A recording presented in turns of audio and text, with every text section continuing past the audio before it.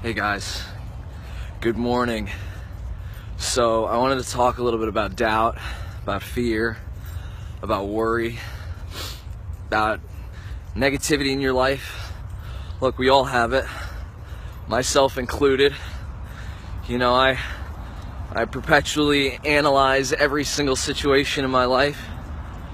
I'm just learning to let it go through a lot of practice. You know, but I still have fears. Worries come into my head. But I try to let them go.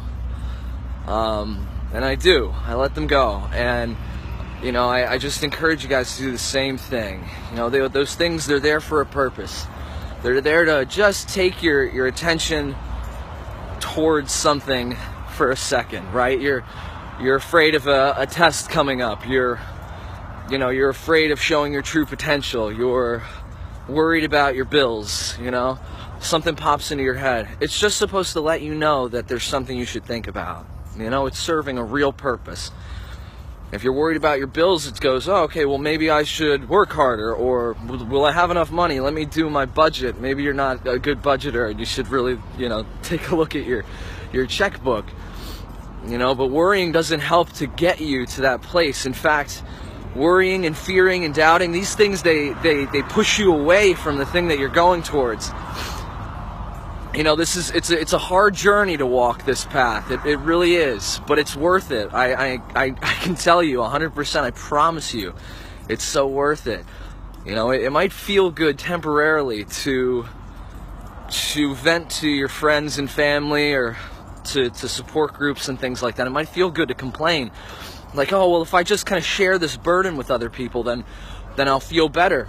And biologically, you will feel better temporarily, because it's a survival mechanism to share pain and negativity with other humans, but it's not serving you. It's wiring your brain for more pain. It's creating an intention and causing you to look for these things in your life more and more so. So what's important here?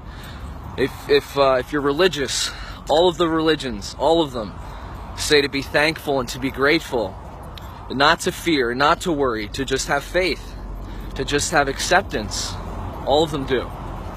If you're not religious and you're spiritual, then you know law of attraction. Then you know you gotta keep your head clear and positive. So,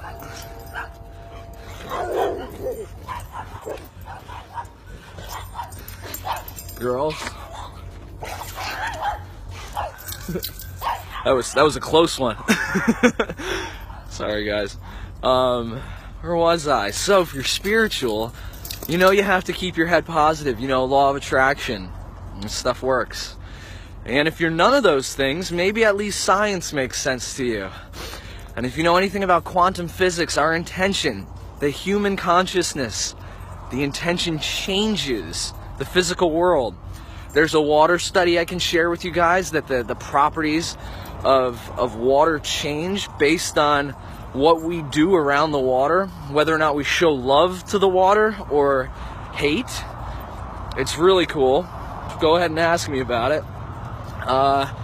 There's another quantum study where they show how light is affected by just our attention to it, and electrons are just our attention to it. So our attention and our intention has effects on things on the atomic level, on the quantum level, on the universe around us.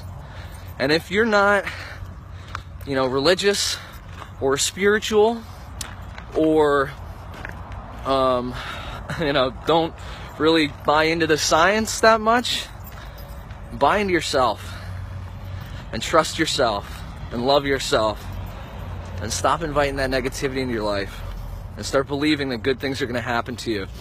Even if you're in the thick of it, just keep believing, just keep staying strong, okay? Just do it. Things will get better. They're not going to be perfect. That's a good thing, because perfection would be boring. So just stay strong, folks.